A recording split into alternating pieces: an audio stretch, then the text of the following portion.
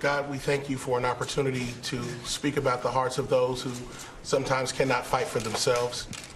Thank you for this moment to be able to share our hearts with the president and his administration. Dr. King said, we cannot influence a table that we are not seated at. And so we pray that this conversation will be fruitful and productive and honoring of the best traditions of this nation. How many times did you see former presidents praying like that? And I love that moment. That was President Trump on Wednesday. He held a meeting with inner-city religious leaders where several of the pastors expressed support for President Trump's policies, especially this new push for prison and sentencing reform. Well, that actually did not go over well with some congregants of these pastors who say Trump has not been good for the black community despite a record low unemployment rate. Joining me now are two pastors who attended that event, Pastor Darrell Scott, founder of the New Spirit Revival Center in Cleveland Heights, Ohio, and Pastor Van Moody of the Worship Center Christian Church in Birmingham, Alabama, along with Democratic strategist Antoine Seawright from New York. It's great to have all of you on tonight. Let's start with you, Pastor Van Moody. You received some blowback after being at the White House on Wednesday. Tell us about that. Well, yes, I did receive a tremendous amount of blowback, a lot of vitriol, a lot of name-calling, a number of individuals that have been a part of a number of things that I've done, books that I've written, conferences and other ministry opportunities have said that they're leaving, and many people expressed a lot of anger and frustration because I was there, but also because one of the comments that I made, I think, was misunderstood and taken out of context when I thanked President Trump for him having a heart for all people as it relates to this issue of prison reform and workforce development. So it's been quite a challenge, but once again, I think the purpose of trying to make a difference in the lives of people that are marginalized and voiceless is so much bigger than personal attack and political ideology, and that's why I went in the first place. Well, how ironic that we have a president who seems very open to taking on this very complicated issue of prison reform, ending this scourge of recidivism, where in federal prisons about 76% of the current federal prison population have already served time. They want to put an end to that so people can rejoin communities, get jobs, be retrained, have a job skill. And it's a big and heavy lift, but I think they're going to get this done, and it takes everybody to do this. And Pastor Scott, I'd like you to chime in here because I think it's so brave that Pastor Van Moody came to the White House. I can't believe I have to describe it as brave, but it is brave in this society that we live in today. Yes, I mean, he took a bold step, and I commend and applaud him and the other pastors, my other colleagues, for coming as well. But listen, it's time to put those identity politics aside, put this pettiness aside, try to suppress this black-white divide that the left is trying to promulgate in this country, and sit down and have some meaningful, productive dialogue that can lead to some meaningful, productive change in this country. The president has a heart for prison reform. I've been working with him on this for over a year. The president, Jared Kushner, criminal justice reform is another issue that is on the president's heart that he has a concern about. And we've had many different discussions concerning this, and urban revitalization. I'm working with him on the urban revitalization issues. We're going to endeavor to have the most ambitious public-private partnership regarding urban revitalization in American history.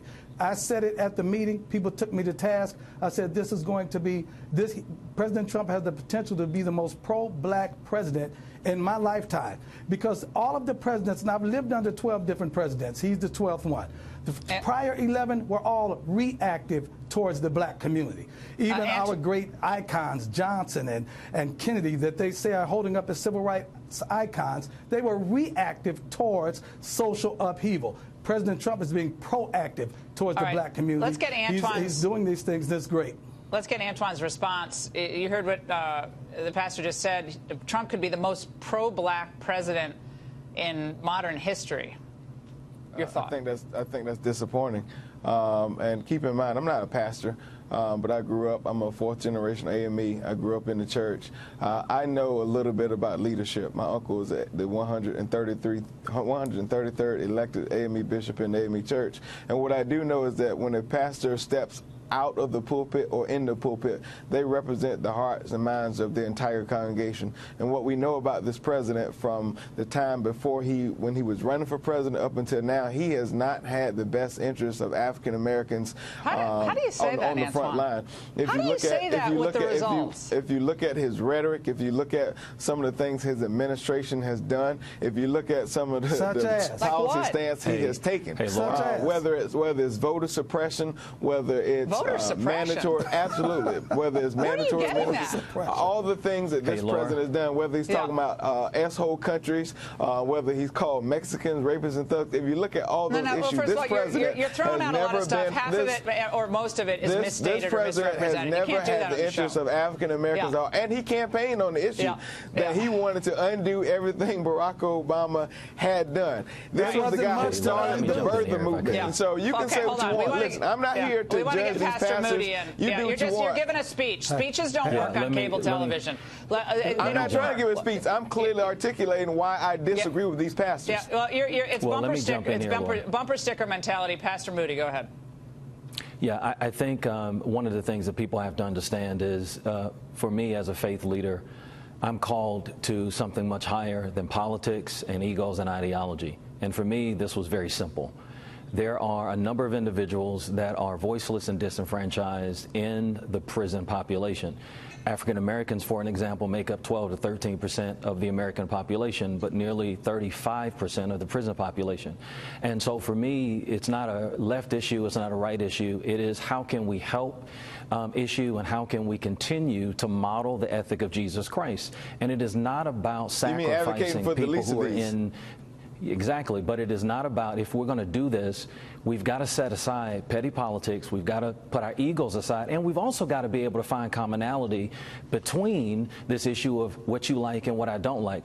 I believe that even if we're there are talking things about that we don't Trump like here. about You do know people, that, right? but wait a second, and I talk about in my op-ed piece, I've been on record of voicing some issues that I've had with this administration, but I still believe that we ought to be able to find commonality to work for the good of other people. We have got to move beyond who we like, who we don't like, because there are lives that are swaying in the balance. It's never been about who we don't like or do like. What this is about is working in a bipartisan way if we really want to do that, to get something done. I'm glad you say that, because the first step back, wait a minute, let me jump in. I'm glad you said that. My stuff doesn't get We got two faith leaders and we got a political person. And hold on, guys, right. all of you. Okay. What I find, and this is interesting because I hear this on my radio show all the time, I learn more by listening to people who are not in politics and not pundits like myself. I learn more from listening to other people, people of faith, people in business,